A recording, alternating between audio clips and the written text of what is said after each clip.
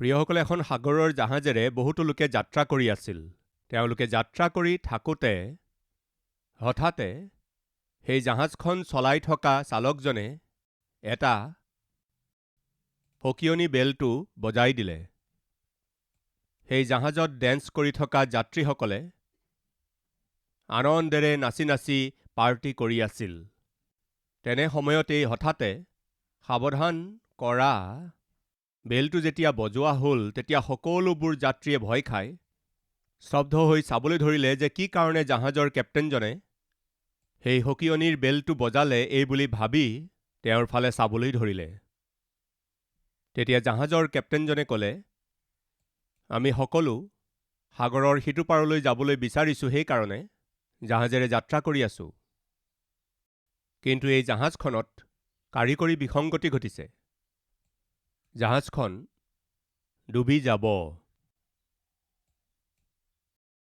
ভয় নকৰিব, জাহাজখন ডুবিব, কিন্তু আমাৰ লাইফ বোট আছে। যেতিয়া কিবা বিপদ আহি যায় বা জাহাজ ডুবিবলৈ ধৰে, সুৰক্ষাৰ বাবে সৰু সৰু নাও থাকে।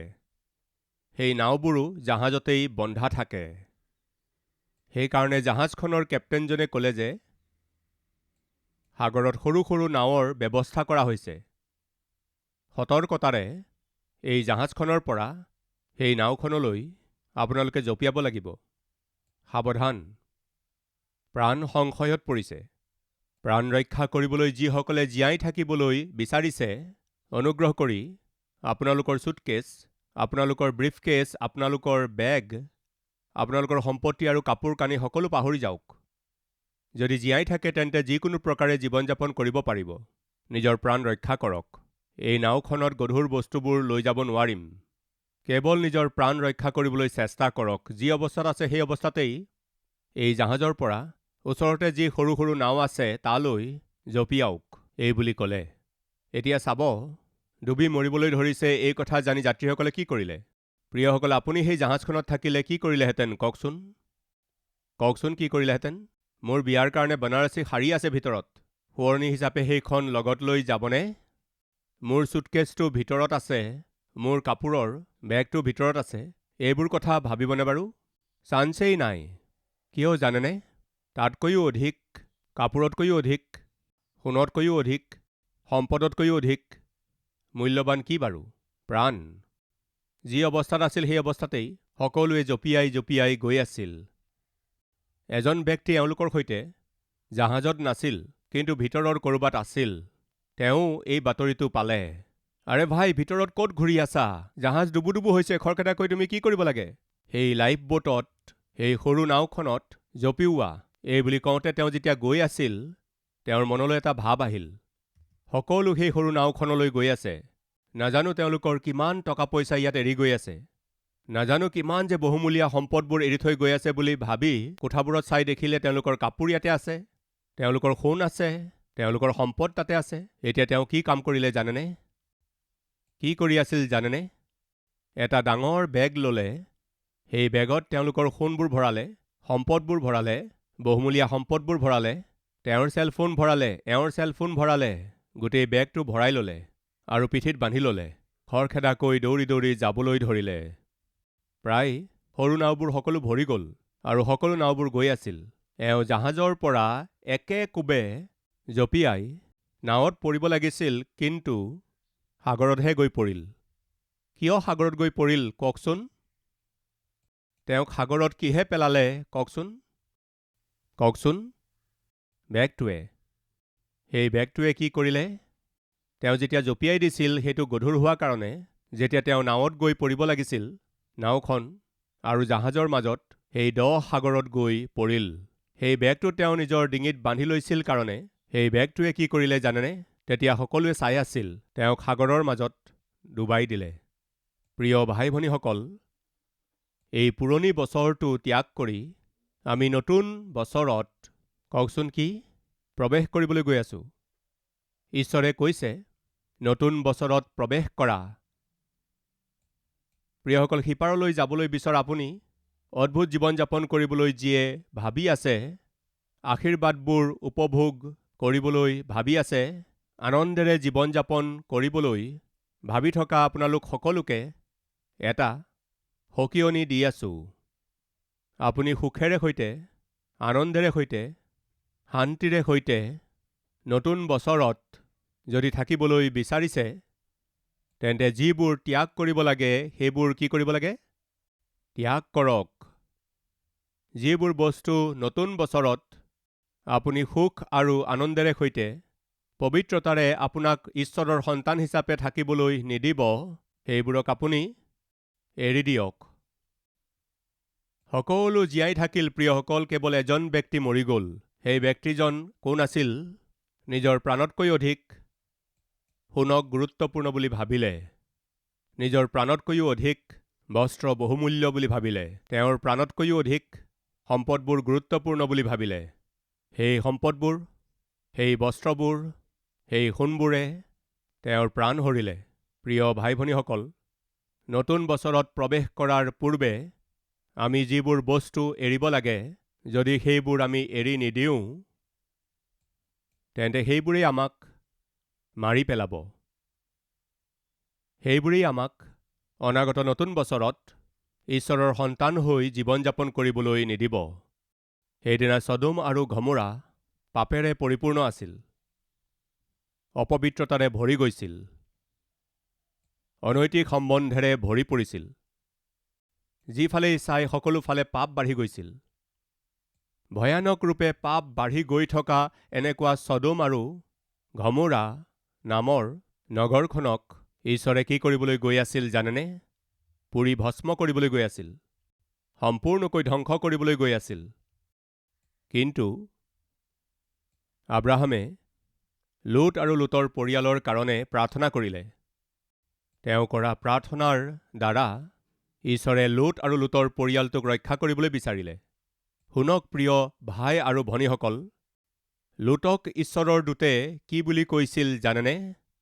ছদোম আৰু গমোৰা পাপেৰে ভৰা নগৰ, ইয়াৰ প্ৰজাবিলাক পাপেৰে ভৰা প্ৰজা।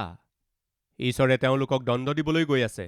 প্ৰিয় ভাই ভনীসকল শুনক, মানুহ যোনেই নহওক কিয়, তেওঁ যোনেই ব্যক্তি নহওক কিয়, ঈশ্বৰৰ ইচ্ছা অনুসৰি নচলি, ঈশ্বৰৰ বাক্য মতে নচলি, নিজৰ মইমতালিৰে যদি আপুনি চলে, তেন্তে ঈশ্বৰে নিশ্চয় আপোনাক দণ্ড দিব, সেই সত্যক নাপাহৰিব। সেইদিনা ছদোম আৰু গমোৰাৰ প্ৰজাবিলাক ভয়ানক পাপেৰে পৰিপূৰ্ণ আছিল। পুৰুষে পুৰুষৰ সৈতে পাপ কৰি আছিল, মহিলাই মহিলাৰ সৈতে পাপ কৰি আছিল, অনৈতিক সম্বন্ধবোৰত চলি আছিল, আত্মীয় বুলি কোনো ধৰণৰ কথা নাছিল, মইমতালিৰে পাপতেই জীৱন যাপন কৰি আছিল। তেনেকুৱা আছিল সেইদিন। প্ৰভু যীশুখ্ৰীষ্টে এটা কথা কৈছিল, অন্তিম কাল কেনেকুৱা হ'ব বুলি সোধোতে লোটৰ পত্নীক সুঁৱৰিবা। অন্তিম কাল কেনেকুৱা হ'ব? লোটৰ দিন যেনেকুৱা তেনেকুৱা হ'ব। লোটৰ সময়ত অপবিত্ৰতা, লোট জীয়াই থকাৰ কালত সম্বন্ধবোৰৰ বেৰা ভাঙি চলি আছিল। ছদোম আৰু গমোৰা ভয়ানক পাপেৰে পৰিপূৰ্ণ হৈ গৈছিল। লোট আৰু লোটৰ পত্নী আৰু তেওঁৰ সন্তানকেইজনক মুক্ত কৰিবলৈ, সেই নগৰৰ পৰা বাহিৰ উলিয়াই নিবৰ কাৰণে সাক্ষাৎ ঈশ্বৰে নিজৰ দূতকেইজনক পঠাইছিল। সেই ছদোম আৰু গমোৰাৰ অঞ্চলত থকা কোন আছিল? চাওঁ আহক কোন কোন আছিল। 19 অধ্যায় আদি পুস্তক। পাছে গধূলি পৰত সেই দুজন দূত ছদোম নগৰ পালেগৈ। তেতিয়া লোট নগৰৰ দুৱাৰমুখত বহি আছিল। তাতে লোটে দেখা পায় তেওঁলোকে সৈতে সাক্ষাৎ কৰিবলৈ উঠি গ'ল আৰু মাটিত মুখ লগাই প্ৰণিপাত কৰি ক'লে, হে মোৰ প্ৰভুসকল, বিনয় কৰোঁ আপোনালোকৰ এই দাসৰ ঘৰতে সোমাই আজি ৰাতি থাকক আৰু ভৰিও ধুৱক, পাছে ৰাতিপুৱা উঠি নিজ বাটেদি গুচি যাব। তাতে তেওঁলোকে ক'লে, নহয়, আমি ৰাতি চকতেই থাকিম হওক। পাছে লোটে বৰকৈ ধৰিলত তেওঁলোকে তেওঁৰ আলহী হ'বলৈ বাট এৰি তেওঁৰ ঘৰত সোমাল। তেতিয়া তেওঁলোকৰ নিমিত্তে খমিৰ নিদিয়া পিঠা যুগুত কৰি এসাঁজ খাবলৈ দিলত তেওঁলোকে খালে। কিন্তু তেওঁলোক শয়ন কৰাৰ পূৰ্বেই নগৰৰ পুৰুষবিলাক, অৰ্থাৎ ছদোমৰ ল'ৰা বুঢ়া আদি সকলো লোকবিলাক চাৰিওফালৰ পৰা আহি তেওঁৰ ঘৰ বেৰি ধৰিলেহি আৰু সিহঁতে লোটক মাতি ক'লে, আজি ৰাতি যিকেইজন পুৰুষ তোমাৰ ইয়াত সোমাল, সিহঁত ক'ত আছে? সিহঁতক আমাৰ ওচৰলৈ উলিয়াই আনা, সিহঁতৰ পৰিচয় লওঁ। লোটক মাতি কৈছিল, আজি ৰাতি যিসকল লোক তোমাৰ ওচৰলৈ আহিছে, তেওঁলোক ক'ত? তেওঁলোকক আজি আমি সম্ভোগ কৰিম। তেওঁলোকৰ সৈতে আজি আমি সম্ভোগ কৰিম। তেওঁলোকৰ সৈতে আমি পাপ কৰিম। তোমাৰ ঘৰলৈ যিসকল দূত আহিছে, তেওঁলোকৰ সৈতে কুকৰ্ম কৰিম। উলিয়াই আনা। আমাৰ ভাষাত আমি ৰেপ কৰিম। আমি ৰেপ কৰিবলৈ আহিছোঁ। বাহিৰলৈ আনা। যিসকল আহিছিল তেওঁলোক কোন আছিল জানেনে? পঢ়িলোঁ নহয়, ল'ৰা বুঢ়ালৈকে সকলো পুৰুষ, সকলো মানুহ। কি বুজি পাইছিল? ডেকা ল'ৰাবিলাক, বুঢ়া বৃদ্ধসকল আৰু সকলো পুৰুষ, সকলো একেলগে আহিছিল। প্ৰিয়সকল, কি কৰিবলৈ? সেই দুজনৰ সৈতে কুকৰ্ম কৰিবলৈ। নিৰ্ভয়ে তেওঁলোকে কৈছিল, তোমাৰ ঘৰলৈ দুজন আহিছে নহয়, বাহিৰলৈ পঠোৱা। আমি তেওঁলোকৰ সৈতে সম্ভোগ কৰিব বিচাৰিছোঁ। এয়া আছিল সেই কালৰ অৱস্থা। কেনে ভয়ানক দিন, অপবিত্ৰতাৰে পৰিপূৰ্ণ দিন। তাৰ পাছত ঘটা ঘটনাবোৰ হৈছে 17 পদ। এইদৰে সেইবিলাকক বাহিৰ কৰিলত তেওঁলোকৰ এজনে মানে এজন দূতে ক'লে, প্ৰাণ ৰক্ষাৰ অৰ্থে পলোৱা, পলোৱা। এই বিপদ ভৰা ছদোম আৰু গমোৰা নামৰ এই পাপেৰে ভৰা অঞ্চলৰ পৰা তুমি আৰু তোমাৰ পত্নী আৰু তোমাৰ সন্তানসকল যাতে সুৰক্ষিত হয়, তাৰ বাবে ইয়াৰ পৰা যোৱা, যোৱা। এই বুলি পাছলৈ নাচাবা, পাছলৈ ঘূৰি নাচাবা। সকলোবোৰ এৰি পলাই যোৱা। এই বুলি সেইদিনা ঈশ্বৰে ছদোমত নিবাস কৰা লোট আৰু লোটৰ পত্নী আৰু সন্তানকেইটাক ক'লে, মই দণ্ড দিবলৈ গৈ আছোঁ, ছদোম আৰু গমোৰাক জুইৰে পুৰিবলৈ গৈ আছোঁ। কিন্তু এটা কথা কৈছোঁ, যদি প্ৰাণ ৰক্ষা কৰিব বিচাৰিছা, যদি সাৰিব বিচাৰিছা, তোমাৰ পত্নী বাচিব লাগে, তোমাৰ সন্তান বাচিব লাগে, তোমালোকৰ ভৱিষ্যত ঠিক থাকিব লাগে, এই পাপে ভৰা ছদোম আৰু গমোৰালৈ আকৌ ঘূৰি নাচাবা। এইখন অপবিত্ৰ ঠাই। ইয়াত অপবিত্ৰ প্ৰজা থাকে। ইয়াত অপবিত্ৰ কাৰ্যবোৰ আছে। এই অপবিত্ৰ কাৰ্যবোৰৰ পৰা, এই অপবিত্ৰ প্ৰজাবিলাকৰ পৰা, এই অপবিত্ৰ অঞ্চলৰ পৰা আৰু তেওঁলোকৰ পাপৰ অভ্যাসৰ পৰা পৃথক হৈ মই যি অঞ্চলটো দেখুৱাম সেই অঞ্চললৈ যোৱা। পাছলৈ ঘূৰি চোৱাৰ অনুমতি নাই। সেয়া আছিল ঈশ্বৰৰ আজ্ঞা। প্ৰিয় ভাই ভনীসকল, এই পুৰণি বছৰটো এৰি, এই পুৰণি জীৱনটোত, আমাৰ জীৱনটোত যি ঘটিল, সেই পুৰণি আৰু লেতেৰা কামবোৰ, অভ্যাসবোৰ, অপবিত্ৰতাবোৰ, মিছাবোৰ, ঈৰ্ষাবোৰ, অনৈতিক সম্বন্ধবোৰ, অধৰ্মবোৰ, অন্যায়বোৰ, অধাৰ্মিক আইবোৰ, অধৰ্মবোৰ ত্যাগ কৰি নতুন বছৰটোত আমি প্ৰৱেশ কৰিব লাগে। এইদৰে কোনে বিচাৰিছে কওকচোন? ঈশ্বৰে বিচাৰিছে। হয় বুলি কোৱাসকলে হাত তালি বজাবনে? সেইদিনা লোট জীয়াই থকা দিনত কি আছিল? অপবিত্ৰতা। আমি দেখিলোঁ সেইবোৰত ডেকা ল'ৰাবোৰো আছিল। 15 বছৰৰ তলৰ পঢ়া শুনা কৰি থকা ল'ৰাবিলাকৰ স্কুলখনক কি বুলি কয়? Boys high school, girls high school.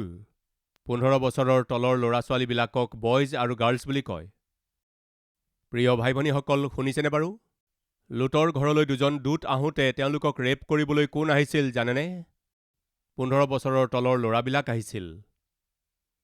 আৰু একেদৰেই যিসকল বৃদ্ধ হৈ গৈছিল, তেনে বুঢ়া লোক সকলো আহিছিল। কিহেৰে পৰিপূৰ্ণ হৈ গৈছিল সেই অঞ্চলটো কওকচোন? পাপেৰে ভৰি পৰিছিল।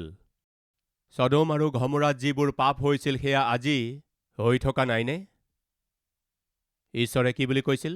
পিছলৈ ঘূৰি নাচাবা, ছদম আৰু গমোৰাৰ বিষয়ে নাভাবিবা। ছদম আৰু গমোৰাত তাৰ প্ৰজাবিলাকে যি কামবোৰ কৰিছিল সেইবোৰ কাম তোমালোকৰ মনলৈ নানিবা। এই অঞ্চলটো এৰি গুচি যাবা, এই বুলি ঈশ্বৰে কৈছিল। পাছলৈ ঘূৰি নাচাবা। প্ৰিয় ভাই ভনীসকল, ছদম আৰু গমোৰাক এৰি আমি গৈ আছো।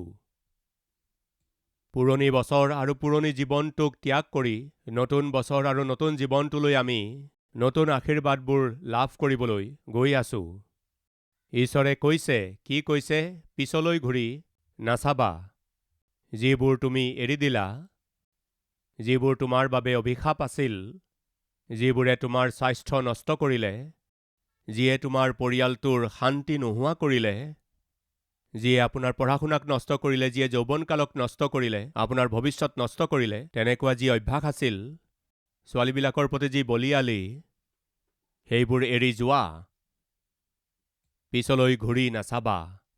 সেইদিনা এই আছিল ঈশ্বৰৰ পৰা দিয়া হোৱা আজ্ঞা। লুতৰ হাতত ধৰি, লুতৰ পত্নীৰ হাতত ধৰি, লুতৰ দুয়োজনী ছোৱালীৰ হাতত ধৰি তেওঁলোকে বলপূৰ্বক বাহিৰলৈ উলিয়াই নিছিল। কিয় জানেনে? তেওঁলোক ৰক্ষা পাবলৈ। প্ৰিয় ভাই ভনীসকল, ঈশ্বৰে কি বিচাৰিছে জানেনে? ছদম আৰু গমোৰাৰ দৰে পাপে ভৰা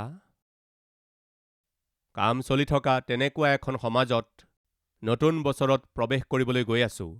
আমি নতুন বছৰত প্ৰৱেশ কৰিব লাগে, কিন্তু পাপৰ পদ্ধতি নাইবা পাপৰ কাৰ্য নাইবা পাপৰ পদ্ধতি নাইবা পাপৰ অভ্যাস নাইবা পাপৰ বন্ধুত্ব নাইবা এইবোৰৰ একোৱেই আমাৰ সৈতে নতুন বছৰত আহিবলৈ অনুমতি নাই। প্ৰাণ ৰক্ষা কৰিবলগীয়াসকলক কেপ্টেইনজনে কি কৈছিল? একো লৈ নাযাব, এনেই বস্তুবোৰ লৈ নাযাব, নিজৰ বেগবোৰ লৈ নাযাব। আপোনালোকৰ প্ৰাণ বহুমূলীয়া। সিটো পাৰলৈ যাবলৈ হ'লে লগত একো নিনিব। যি অৱস্থাত আছে সেই অৱস্থাতে আহক বুলি যেতিয়া জাহাজৰ কেপ্টেইনজনে কৈছিল, এই চোৰজনে কি কৰিছিল? ভাল এটা সুযোগ পাইছো এই বুলি ভাবি গোটেইবোৰ বস্তু বেগত ভৰাই ডিঙিত আঁৰি ল'লে, ডাঙৰকৈ নাওলৈ জাপ মাৰিলে। নিজৰ প্ৰাণ ৰক্ষা কৰিব পাৰিলেনে? নোৱাৰিলে। নিজৰ প্ৰাণ হেৰুৱালে। মই সুধিছো, সেয়া কি আছিল যিয়ে সেই ব্যক্তিজনৰ প্ৰাণ হৰিলে? কুঅভিলাষ, লালসা। তাকেই কৈছো, আজি আপোনাৰ জীৱনত যিবোৰ বস্তুৱে আপোনাৰ পবিত্ৰতাক দূৰ কৰি আছে, যিবোৰে আপোনাক ঈশ্বৰৰ সন্তান হিচাপে জীৱন যাপন কৰিব দিয়া নাই, যিবোৰে আপোনাৰ জীৱনত আপুনি কৰি থকা পৰিশ্ৰমৰ প্ৰতিফল পাবলৈ দিয়া নাই, যৌৱনকালত আপোনাক নষ্ট কৰিব পৰা অভ্যাসবোৰ কি কি? প্ৰেম প্ৰীতিৰ নামত পঢ়া শুনা কৰাৰ সময়ত পঢ়া শুনা নকৰি আপোনাৰ জীৱন ধ্বংস কৰি আছে। এইবোৰ এৰি দিয়ক। এইবোৰ এৰি দিয়াটো ঈশ্বৰে বিচাৰিছে। এদিন এজন দেউতাক আৰু মাক মোৰ ওচৰলৈ আহিছিল। আহি ক'লে, পালক মহোদয়, আমাৰ ল'ৰাটোৰ কাৰণে প্ৰাৰ্থনা কৰক। ক'লে, কি বিষয়ত প্ৰাৰ্থনা কৰিব লাগে? সি নিজৰ চুলি নাচোৰে। কি কৈছে? চুলিত ফণি নলগায়। পালক মহোদয় খোৱা বোৱাও নকৰে। ঘৰত ইটো কোঠাৰ পৰা সিটো কোঠালৈ, সিটো কোঠাৰ পৰা ইটো কোঠালৈ পাগলৰ দৰে ঘূৰি থাকে।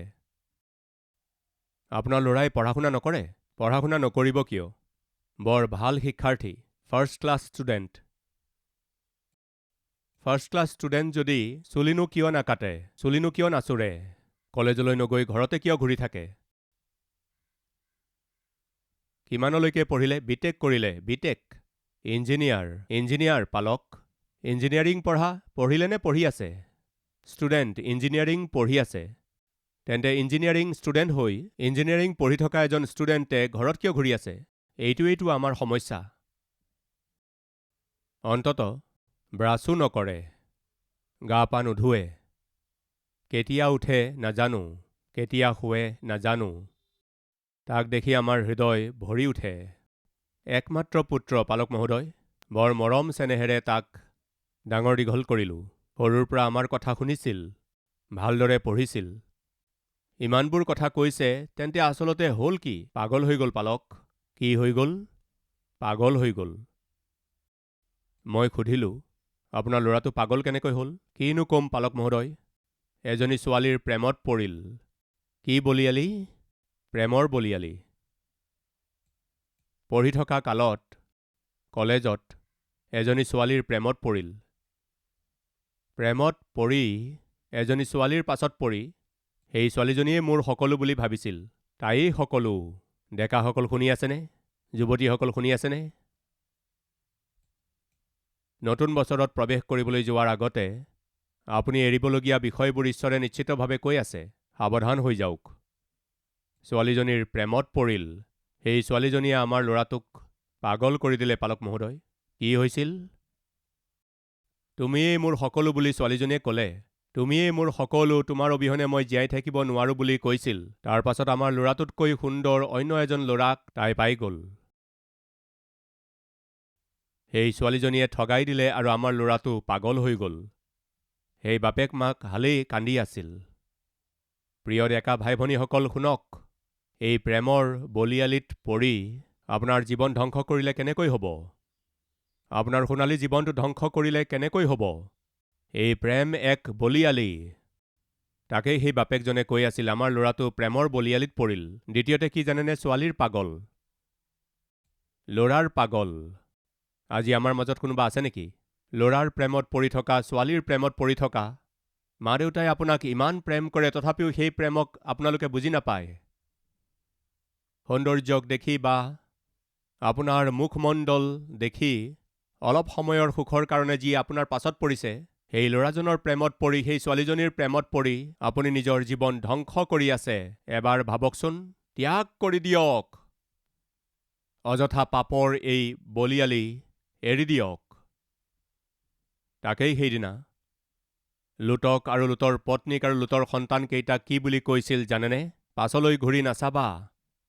এই অপবিত্ৰ ছদোম আৰু গমোৰাক ত্যাগ কৰি মই যি ঠাই তোমালোকক দেখুৱাম, সেই সুৰক্ষাৰে পৰিপূৰ্ণ অঞ্চলটোৰ ফালে যোৱা। মোৰ প্ৰভুৱে কৈছে, প্ৰিয় ভাই ভনীসকল, মোৰ প্ৰভুৱে আপোনাক এটা সুৰক্ষিত বছৰৰ ফালে কঢ়িয়াই লৈ যাবলৈ বিচাৰিছে। সুৰক্ষাৰে পৰিপূৰ্ণ ঈশ্বৰৰ মনোনীত এটা অদ্ভুত ভৱিষ্যত লাভ কৰিবলৈ নতুন বছৰত আপুনি ভৰি দিবনে? নে আপুনি ছদোম আৰু গমোৰাত যি পাপৰ দাসত্বত আছিল, তাৰমানে বিগত বছৰত যিবোৰ অভ্যাসৰ আপুনি দাস হ'ল, যিবোৰ অপবিত্ৰতাৰ আপুনি দাস হ'ল, যিজন ল'ৰা যিজনী ছোৱালীৰ আপুনি দাস হ'ল, তাকেই আপুনি যদি অনাগত বছৰতো কণ্টিনিউ কৰিবলৈ যদি চেষ্টা কৰে, তেন্তে নিশ্চয় এক ভয়ানক জীৱন আপুনি যাপন কৰিবলৈ গৈ আছে। ভয়ানক কষ্টৰ মাজেৰে আপুনি যাবলৈ ধৰিছে। ভয়ানক বেমাৰবোৰ আপুনি আঁকোৱালি ল'বলৈ গৈ আছে। ভয়ানক দণ্ড আপোনালৈ আহিবলৈ গৈ আছে। পিছলৈ ঘূৰি নাচাব। এই নতুন বছৰটোত প্ৰভু, মই ছদোম আৰু গমোৰাক এৰি যাব বিচাৰিছোঁ। প্ৰভু, মই আন এজন লুট হ'ব নিবিচাৰোঁ। প্ৰভু, আৰু এজনী লুটৰ পত্নী মই হ'ব নিবিচাৰোঁ। প্ৰভু, মোক ক্ষমা কৰক। পুৰণি আৰু লেতেৰা জীৱনটো মই এৰি দিম। এটা নতুন জীৱন আৰম্ভ কৰিম। পিতৃ, মোক ক্ষমা কৰি মূৰৰ পৰা ভৰিৰ গেৰুৱালৈকে মোক শুচি কৰক। দুয়োখন হাত দাঙি সমস্ত মনেৰে প্ৰাৰ্থনা কৰিবনে?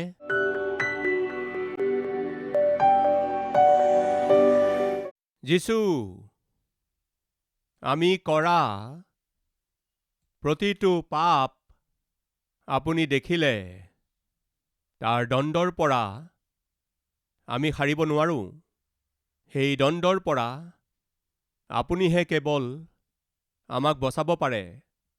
পিতৃ, মোক ক্ষমা কৰক। মই কৰা প্ৰতিটো অপৰাধৰ পৰা মোক মুক্ত কৰক। মোৰ জীৱনৰ প্ৰত্যেক পাপে ভৰা অভ্যাসৰ পৰা অপবিত্ৰতাৰ পৰা, ঈৰ্ষাৰ পৰা, অনৈতিক সম্বন্ধৰ পৰা মোক মুক্ত কৰক পিতৃ। মোক এই সময়তেই আপোনাৰ তেজেৰে মোক ধুই শুচি কৰি পবিত্ৰ কৰি এক অদ্ভুত আত্মিক ব্যক্তি কৰি তোলক। মোক পৰিৱৰ্তন কৰক। যীচু, এতিয়াৰ পৰা আপোনাৰ সন্তান হিচাপে আপোনাৰ দৰে জীৱন যাপন কৰিবলৈ আপোনাৰ হৃদয় আমাক দিয়ক। আপোনাৰ মহিমা কৰিব পৰা জীৱন আমাক সকলোকে প্ৰদান কৰক। এই কৃপা আমাৰ ওপৰত কৰক। যীচুৰ নামত মাগিছো পিতৃ, আমেন। আমাৰ ঠিকনা কালবাৰী, পোষ্টবক্স নম্বৰ 30, কুকটপল্লী, হায়দৰাবাদ 72।